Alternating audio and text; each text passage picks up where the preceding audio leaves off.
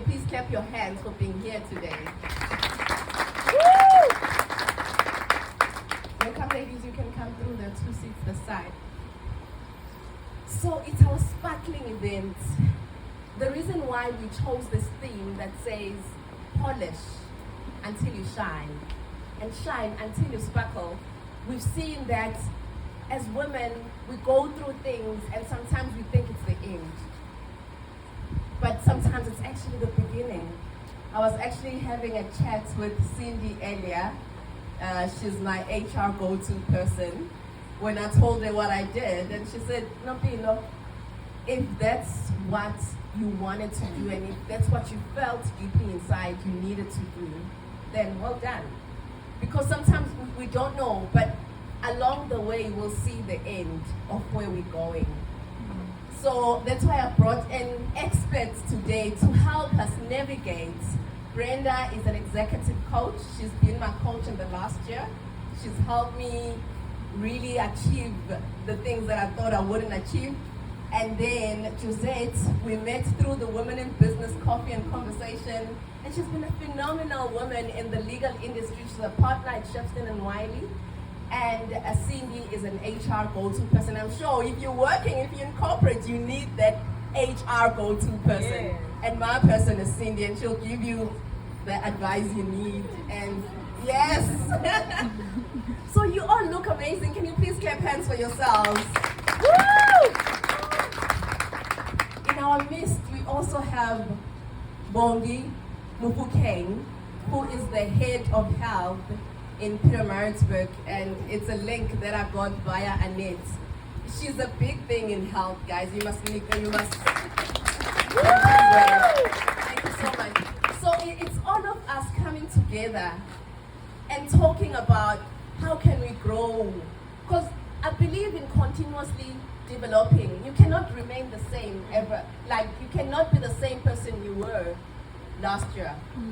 We also have our law experts that I met in the Highway Coffee and Conversation, Sandra Kloppers. Can you please clap hands for Sandra? If you have any legal issues, she's your girl. Legal issues to sort out, you contact Sandra.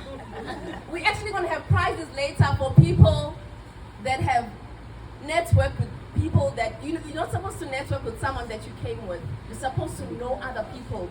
Make your circle bigger. You know how I got to know women in business was when my MD, my previous MD, who's now the president of the chamber, John Byers, he said to me, Nompilo, there's someone you need to meet in women in business who is Ali, because she'll help you connect you to other people. And when I've got to women in business, I know more, and I got to meet more exciting people. And I think that's how I got to be the CEO, because I believe in networking. Thank you. So I'd like to make you aware that we have mentorship programs that are lined up in Women in Business. I was actually very happy when I saw the lawyers with Ayanda, because Ayanda is a student that is doing law, and Kanye has just started her practice in law. So that's what we're all about.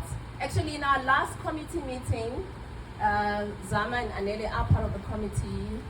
Lucretia could not be with us today, but she sends her love and she sends the wonderful gifts from Africrafters. We're all gonna get a gift. Like I'm Oprah today. You getting it, you getting it, everyone's gonna get a gift today. We've had some generous sponsors, and I'm not stopping you ladies to, please, if you feel in your heart that you still wanna give something, we can just write it down and put it on the bowl, because there's so much to give.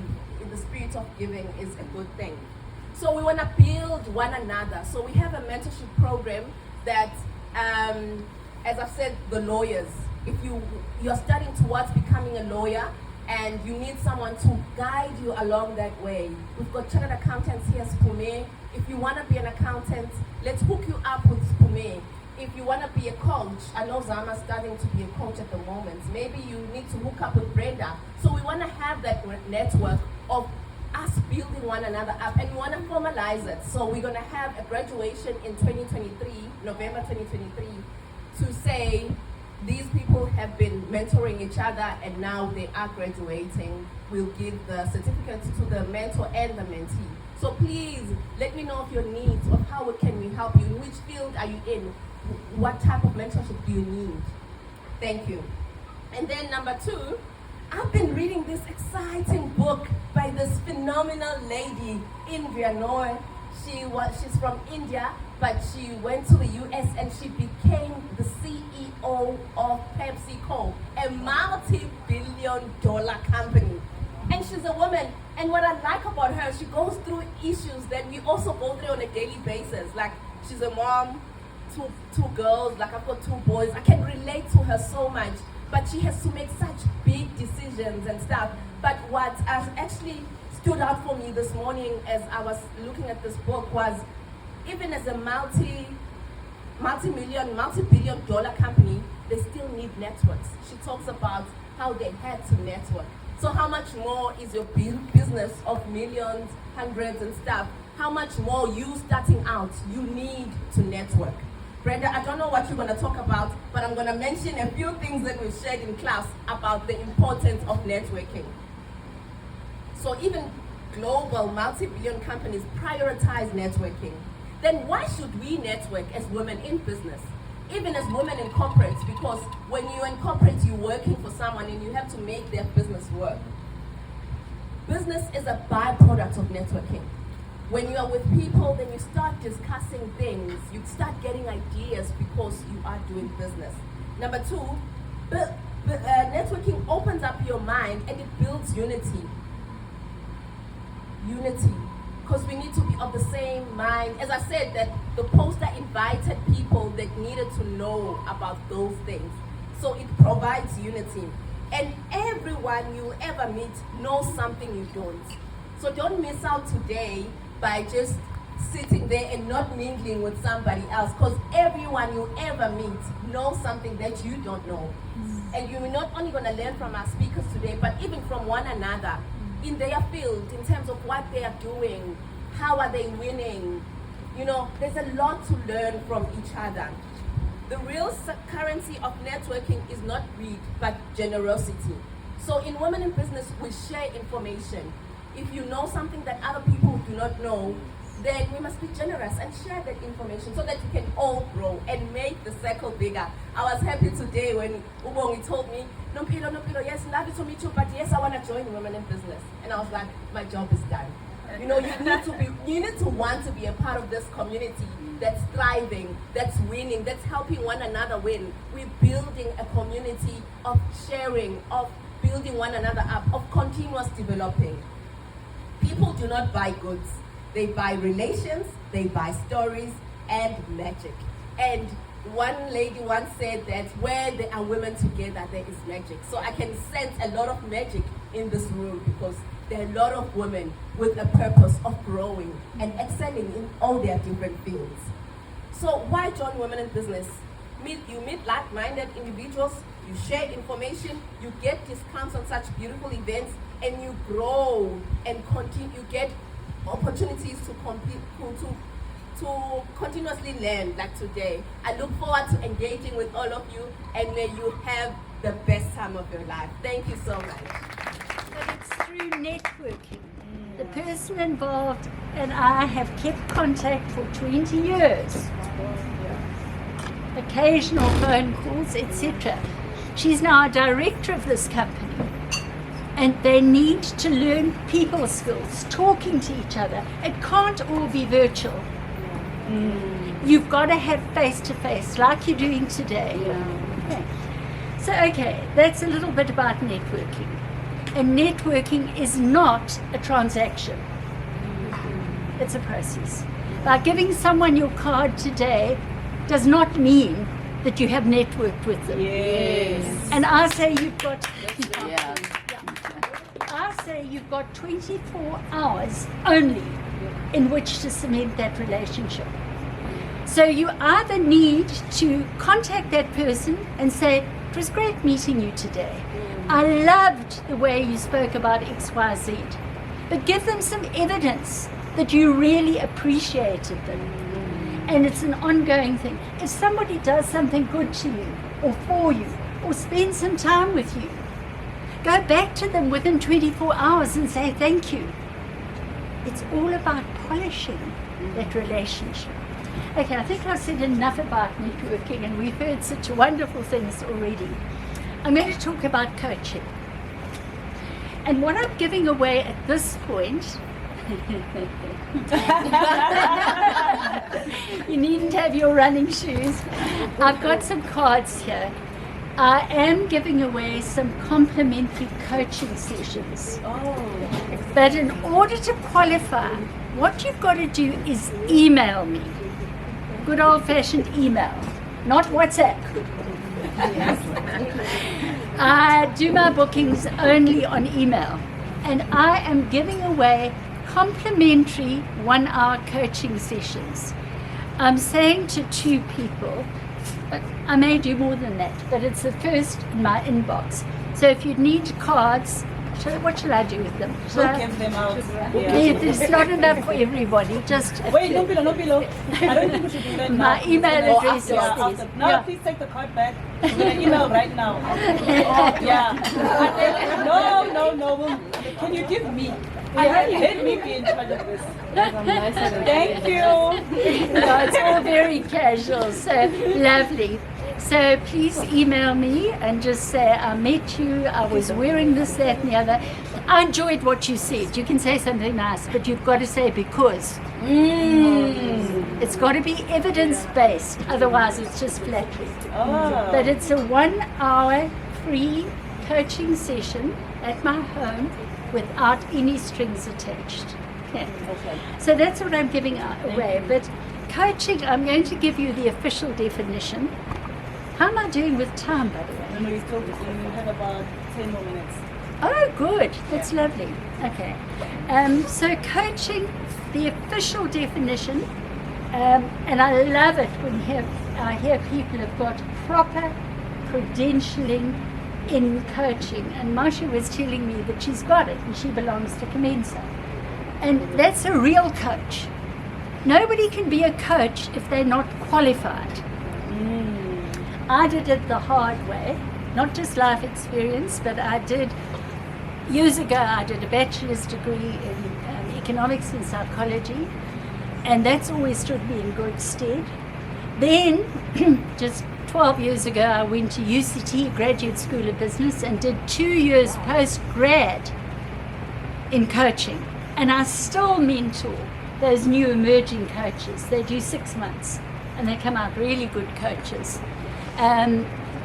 But that wasn't enough. So then I did my master's degree, my Master of Philosophy in Management Coaching, with my thesis being the role of coaching in developing character strengths in leaders.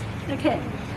So the official definition of coaching, partnering with clients in a thought-provoking and creative process that inspires them to maximize their personal and professional selves, as it were. I'm not really reading the whole thing. But there's basically 3 levels of coaching. People who've had only a short course at an accredited training school are often qualified to do what we call spontaneous coaching. That's a person comes to you, they've got an issue, they need a quick fix, it's maybe 2 sessions.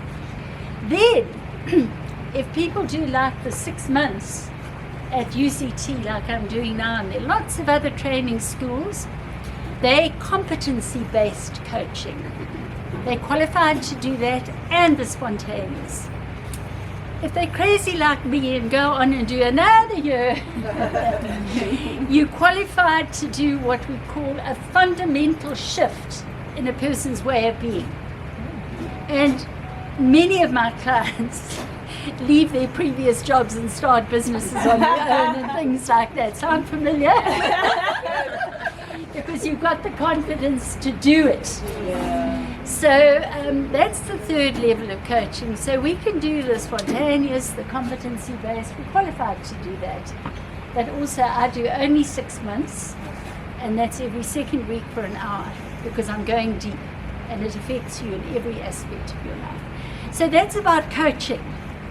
But let's round this off. There's the free session you're welcome to do, but start at the beginning. Polish.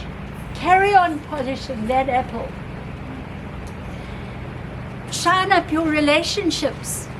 I love your theme. Polish, shine, sparkle. But you've got to do it continuously. Not just physically on the outside. And note, I've got my sparkly skirt on. Yes.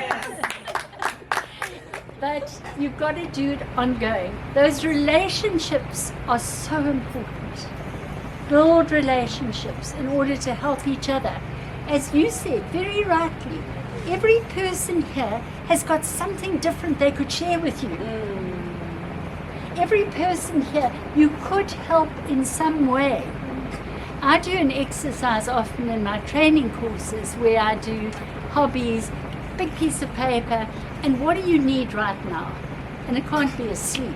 It's got to be something like, I need plants for my garden, or I need to learn to play guitar, or my son needs a driving lesson, and they walk around. And I mean, one guy was revamping his whole garden, and someone in the group was getting rid of a whole lot of plants. It can be as simple as that, or in your career, or whatever. But help each other. Go in with that attitude of gratitude.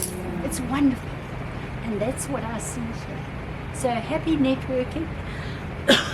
Sorry, I'm going to start coughing from that, which tells me it's time for me to stop. But thank you for including me.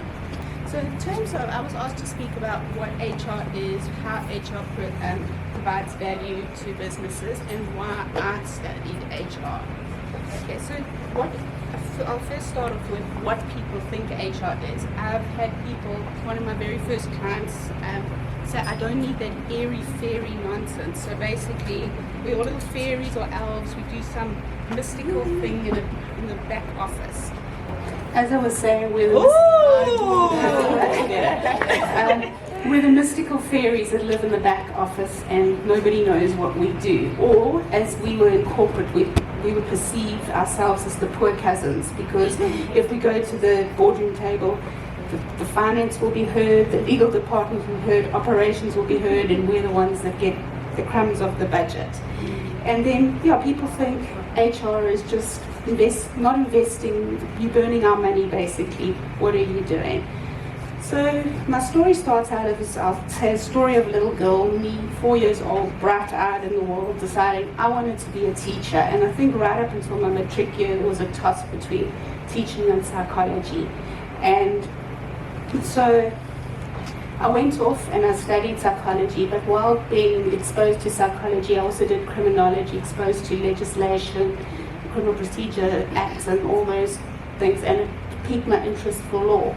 But I even at one stage thought I was going to become a criminal forensic psychologist and profile serial killers. Thank goodness I didn't go that direction. And so part of my story of how I got to HR is a few life events that happened in my life. In my third year, slap bang in my undergrad final year exams, my mum passed away. So it was a huge knock, and my intention was motoring on. I still did my honours. I was going to become the counselling psychologist, but then realising that you carry such a baggage and hurt, I couldn't sit on a couch and say to someone else, I have the life experience for you, I can coach you, I'm still hurting. So I thought, what on earth can I do with this? So by default I went off and I did HR. And I went into corporate, and it was a lovely time. And HR incorporates teaching, so I'm still teaching every day in my job. I teach my clients, I teach both formally or informally. And I have the law, which piques my interest. And since consulting, I seem to have gone more into labor law than HR itself. And in terms of psychology, yes, I sit down. The emotion is a huge thing in management. And managers either do have the emotional intelligence or they don't, and sometimes I'm the mediator and come and deal with those difficult, sensitive situations. Sometimes I'm the person who's counselling the employee and There might be alcoholism, there might be trauma in the family. I even do talks on mental health in the workplace because it's so critical to understand mental health.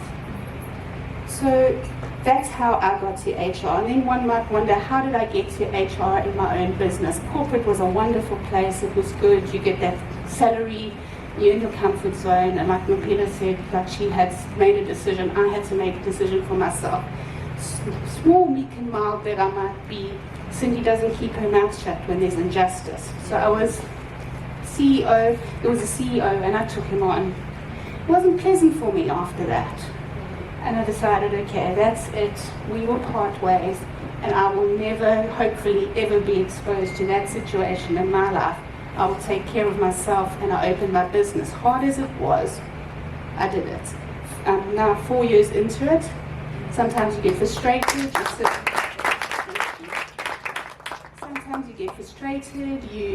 you think, what have I done? I've got to chase the clients, and I'm exhausted. And I think sometimes you work 10 times harder in your own business than you ever did if you worked somewhere else. But knowing that you will never be abused like that again is one of the motivating factors and I hope to stand for other people not to be abused as well in their profession. So I'm just opening. So in terms of HR, what is the value that HR provides? I want you to imagine a car. Your business is a car, you're going on the journey, and we all want that pot of gold right at the end of the rainbow. But you've got 4 wheels, 4 tires basically. Your first tire will be your product, your service, and your quality. Your second tire is your marketing, because you need to get yourself out there. Your third tire, hopefully, you've got your legal contracts in place and you've got your SARS sorted out, because those guys are coming for you. Your fourth tire is your people. And that's the flat tire in a company. 99% of the time when I go in, there's a flat tire. Now that car with a flat tire is going nowhere, or it's going very, very slowly. And the reason I say HR is important is you've got to manage those people effectively. Reasons being, that is the biggest cost in a business, your payroll costs. If you're not managing those people, you're not getting your returns. Your productivity is linked with your people. If your people aren't happy, and there was a survey done pre-COVID, I haven't had any statistics past that, but less than 50% of the people in this country are what they call disengaged. Disengagement means you're not psychologically connected to your job, you're not psychologically connected to your organization. So what do those people do? They possibly go on strike if they have that unions, or go slow in your business. They talk to others. There's always one. If a business is bigger than 3, in my experience, there is always one little snake or little worm weaving, going, causing trouble. You will always have one. And then the other thing, in terms of that, is you have to spend most of your time at work. So if the people aren't happy, you're not going to see results. So that car is really not going to move. So that's why we have HR.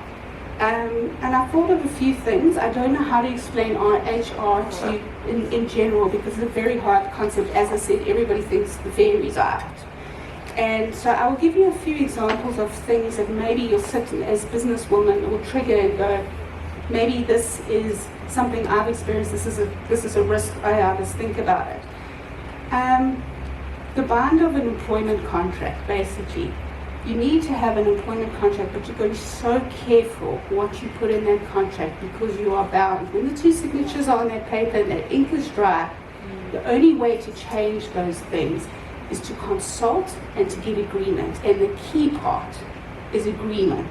So you're not going to get agreement from your employee once they've signed that contract and you come and say, I want to extend your hours, I want to change your benefits. Oh well, the horse is bolted. So that is one of the things that you need to make sure that a contract is, that binding contract is sound. Keep as much of your terms and conditions of employment there, and the day-to-day things out. Because once you put a policy, something that's in your policy, in your contract, it becomes a term and condition of employment, and you battle with that. The other risk that I see a lot is, who are you letting in your room? So think of your business as got these doors. Who are you opening the doors to? And the biggest problem people do is they don't recruit properly.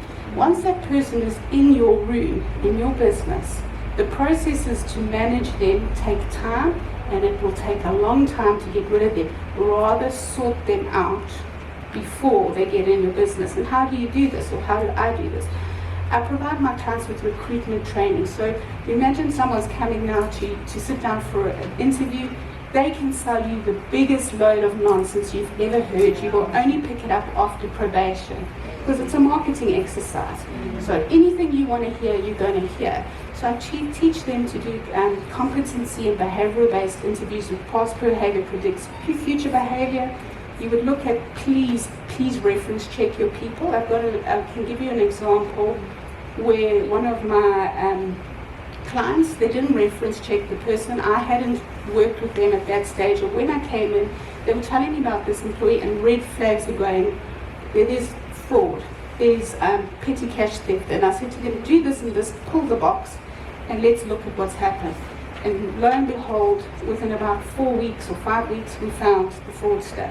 What had happened, they had that person employed, they never reference checked the person. And even those, their client walked in the door, was a previous employee, and said, whoa, hold on a second, you've got a problem here. You didn't do anything in the recruitment process. Nothing. You can't fire her for being dishonest. You can't act on that because she's there. She didn't do anything wrong. You didn't check. So I provide psychometric tests as well as background checks. If someone's working with your cash, please make sure you do a credit check. If they can't handle their own finances, how are they going to handle yours? Because they will filter their phone through to yours. So those are the things I do in terms of recruitment. Okay, then managing the deviations. You have a relationship, and sometimes the relationship's going to be strained. And you will have to have disciplinary action, and you'll have to do things like that. Sometimes managers don't want to step into that space, and that's when they call an HR consultant. And sometimes people get angry. They're either on this continuum of feeling, I'm so sorry for this person, just give them another chance, or I'm really angry with them and they've gone from 0 to 100 and the person must be out the door by tomorrow. There's certain procedures and policies and procedures, and in terms of a dismissal, you would have substantive, which means your reason. And a lot of time, a person's reason is fair to dismiss, but they haven't followed the procedure. And that's where I come in. I can either help with investigations, prosecution, which is initiation in the workplace, or chairing.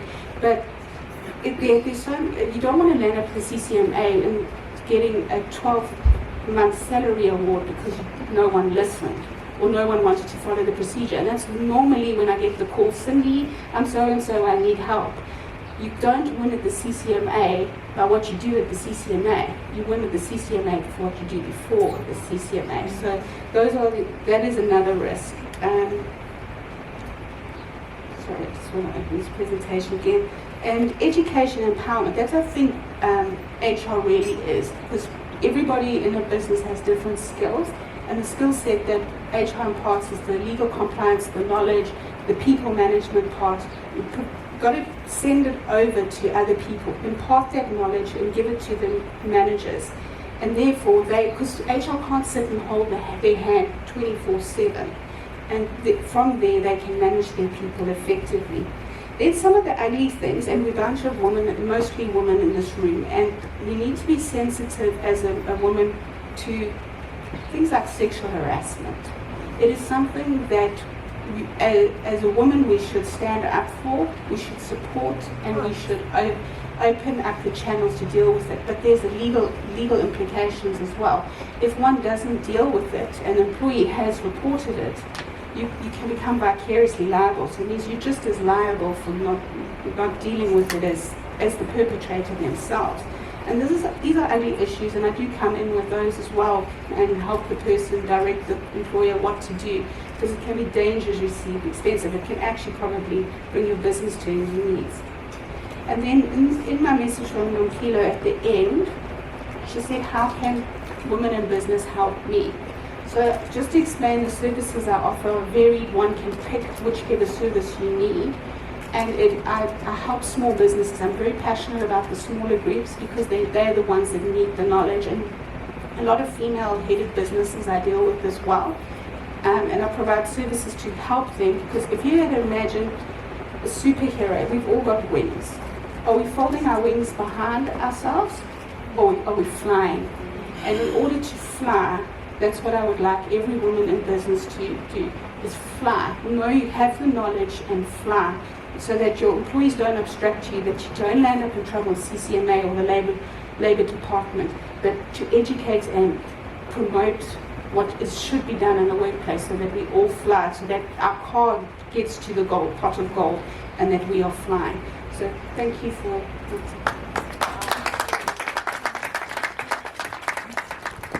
Wow, it's going to be a very hard act to follow, but I'll try my best. So good afternoon, everybody. I'd like to say a big thank you to Women in Business, as well as the CEO for inviting me to this event.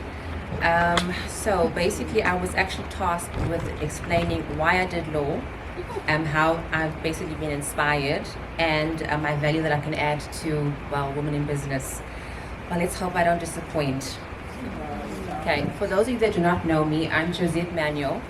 I'm a mother, a wife, a friend, spiritual sister, a lawyer by profession, a line manager to a team of dedicated staff, and a co-manager of my branch. I've been in practice for over 14 years. My title and list of achievements might sound appealing or even commendable to some, but in reality, my journey has not been an easy one by any standards. And I think I will not do myself justice or keep in line with today's theme without giving you a little bit of a background of my story. So to start off with, I'm the oldest of 3 daughters who grew up in a single female-headed household. My mum moved across town with only the clothes on our backs, a few hundred rands to her name, and bin bags with all our belongings. All with the promise of a place to sleep and a place to raise her girls. I only understand now how hard life must have been for my mum, especially raising 3 girls, along with a difficult husband across city who refused to lend support on any front. My mum was fortunate to find employment and managed to look after us with the little that she did have. I can never remember a day that we actually went hungry, and also can recall that we were always well taken care of and enjoyed our childhood. Sadly though, my mum was retrenched, but fortunately found employment as a train assistant, which was called a shunter back then, and she later qualified as a train driver.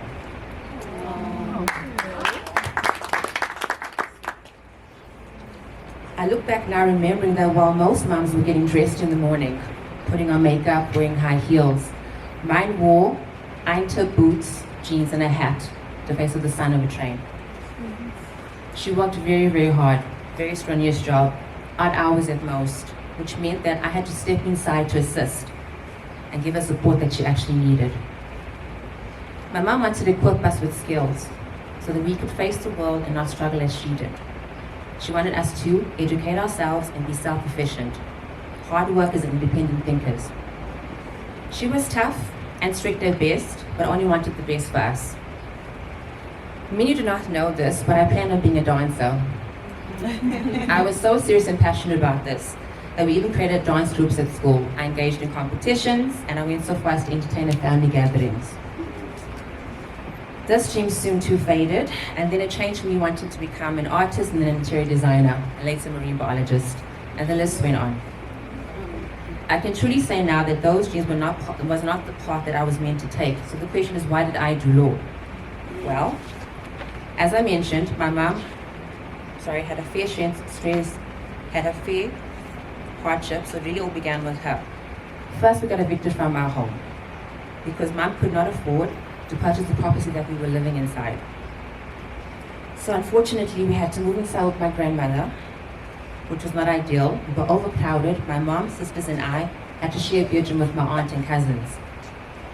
It was not all doom and gloom. We were a close-knit, which included most colorful meals and stories at a bonfire with my grandfather, who we called Jet Jungle.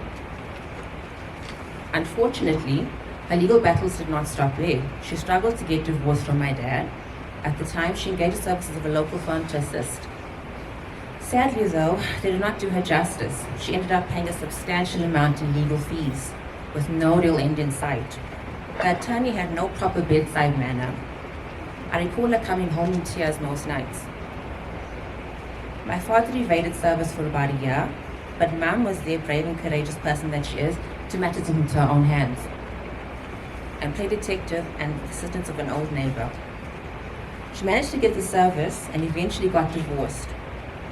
Later though, she tried claiming for maintenance. Sadly, she was not successful. My father refused to contribute toward any maintenance and showed up to court crying poverty. He came to court wearing torn overalls and claiming to be a street vendor, selling vegetables out of his boot. That was a very sad time indeed, as my father was a qualified boilermaker and foreman. Despite the court antics, my mum's loss in the legal system, we forgave him and we continued without him. Sadly though, that our family's legal drama did not stop there. My aunt found herself being unjustly evicted from her home, and she too found herself almost on the street.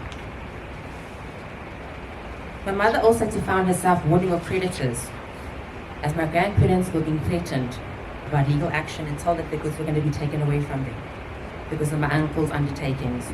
So the list went on. Seeing the amount of suffering and injustice my family endured made me so frustrated. I felt so helpless that I could not do anything to help protect my mum or my family. All while imagining how many other people and children, like my mum, were in the same situation. I do not obviously understand their legal rights or know exactly what to do in situations as such. My goal and vision at that point became very clear. I knew that I needed to get into a profession that would assist people. I wanted to understand the law, know how it worked, what could be done to assist people. Sorry. During my journey, I found that there was a misconception about all lawyers, that we are all liars. That is far from the truth. As a lawyer, you take a prescribed oath the day that you get admitted. You promise to uphold the laws of the land and be honest and true in all things, as you consider to be an officer of the court. We work with facts and cannot fabricate lies or reversion or lie under oath. If we do, we become accountable to a professional body of ethics called the LPC. I was both honored and fortunate to have completed my studies at university and received articles with a very prestigious law firm in Pietermaritzburg. I was taken under wing of Mr. Jeremy Diedrichs, Ian Oliver, Aubrey, Robo, Omlano Bengu, to name a few. They all played a very pivotal role in shaping the lawyer that I am today. They set a very high bar of what true models and how lawyers ought to behave. During my time at MPD under articles, or practical training as it was called, I engaged all areas of law, from civil litigation to family, property, conveyancing matters, criminal law, MVAs and RAFs. I worked with individuals, juristic entities, and state departments, among others. I learned very quickly that I would not be doing criminal law. Sorry. It was not something that I found joy in. I received tough love. I was corrected when wrong and gave support and guidance. I did not take the correction as an attack on my character or that I'm not worthy. It was constructive and it helped build me up. They basically enjoyed imparting knowledge and I enjoyed receiving it. It was unfortunately, as with all professions, an element of unfair treatment. I did not receive from some individuals. However, I did not allow this to break me. I kept pushing. I acted like a sponge. I absorbed, and absorbed some more. All the information that I could. I was a self-starter. I never underestimated any task, no matter how small it might have seemed. The goal was clear. I needed to gain experience, qualify, and help those that needed it. Not many can say this, but I'm still in very good terms with some of my principals. From time to time, they approach me for help and also refer clients. I was fortunate and blessed to have received the opportunity at my current firm. I worked very hard, treated every client in a way that I would expect to be treated. I maintained client expectations, kept communication lines open, was upfront and honest about fees and expectations. I never promised miracles and ensured that I would do my best to help them, and I did. In honesty, I was never motivated by rand value. My aim was simple. I aimed to get a job done, doing it properly, and finding a viable legal solution to every problem. If it was not possible, I let the client know. I turn clients away if they expected me to do other things that are contrary to the rules. As a legal professional, you are still learning on a regular basis, just as I am. The law is constantly developing, and you have to keep up to date with current developments and the laws. It's a dynamic profession, and you can never get bored or say that you know everything. You are always learning. I find job satisfaction and fulfillment in what I do by the gratitude I receive from my clients. I find it very rewarding when I get referrals from past clients as well as retaining the current ones. I also have been able to give back to the community. I volunteer my services at the Pro Bono Help Desk, where I'm able to just see any client walk-ins and basically give them free legal advice. And even on the panel of the LPC, where I can also receive Pro Bono referrals as well. So in short, I'm living in line with what I set out to achieve, assisting both people in the private and public sector. People that suffer just as my family did, and we have no funds or means to actually get the assistance. I cannot count the number of times that I get walking clients who cannot afford the help, but I take the time out to sit with them, talk to them, help them, and guide them, because I chose this profession. I must admit up front that when I say my journey during articles was not easy at all. It was gruesome, hard, many late nights, many tears, and the list goes on. But I can confidently say that my faith helped me push through the storms. I pray regularly, daily in fact. My mom, her remarkable strength, support and tough love helped me, so I can proudly stand over here to say, yes, Mom, I made it. It was basically, I'm also able to accept my degree and recognition with confidence. The support of my husband and son, who have cheered me on day after day, showing me love and patience. No words can describe my appreciation to them. I have been able to continue to be inspired by the dedication of my team. In particular, Ms. Michelle Mthembu, who cannot be here today. My practice would not have run smoothly without her. She is basically a blessing. She's not just my right hand, but also a dear friend, a sister in fact. Fearless in all that she does. She's confident and never afraid to tell her point of view, even if it gets into trouble at the office. She's basically helped me challenge myself and be a better professional today, so I'm very much proud to work with her. Through my career, I've been very fortunate to have worked with many amazing people, assisted on some high-profile matters, been part of a solution, and have the ability to change a person's narrative with the law. I can proudly say that being in practice at the level that I am gives me the opportunity and platform to train young professionals. In part, tough love, guidance that I've received. I'm proud when I see my candidate legal attorneys go on to do much more bigger things.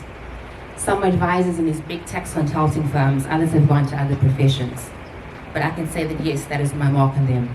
That makes us proud. I'm also able to affect change. The law in everything that we do, it regulates relationships on all fronts. So it's important to understand what you can and cannot do, because the law is in everything that we actually do. So if I can impart some words of encouragement to those who feel that they are still climbing and feel that there's no end in sight, I'd like you to remember this.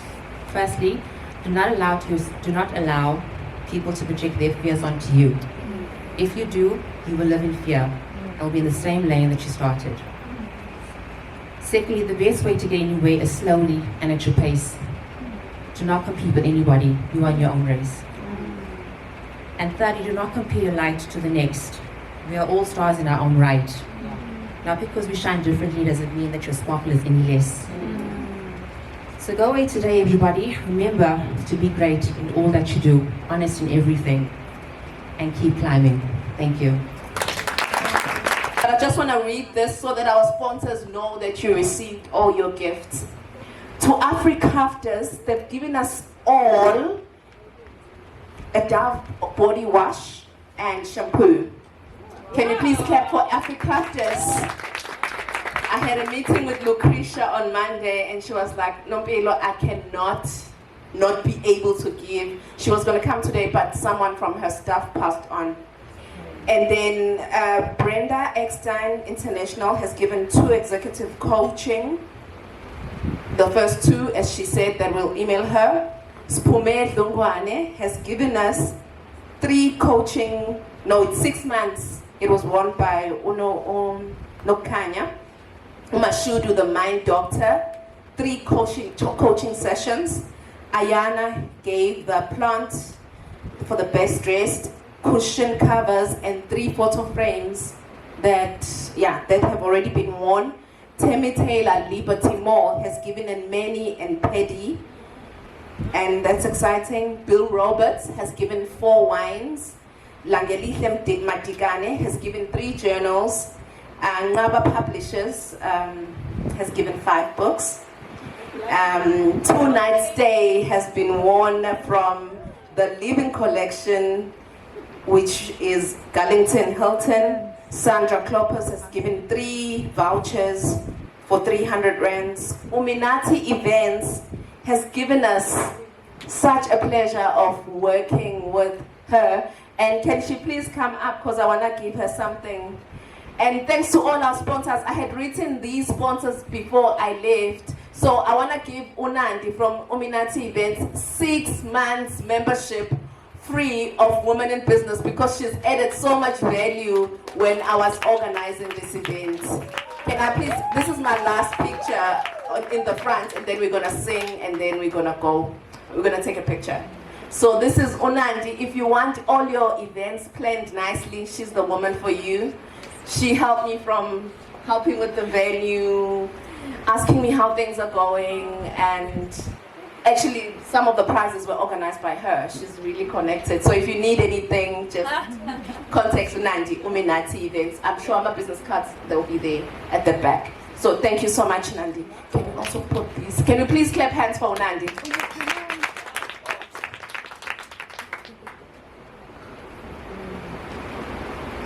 Thank you, Minele, for reminding me that the art of when you speak and take a picture doesn't happen nicely together, so you have to pause for a picture and be in the moment. I'd like to thank everyone that came in the morning, Lerato, Denise, Noni, Nonti. People were willing to help, and the collaborations that have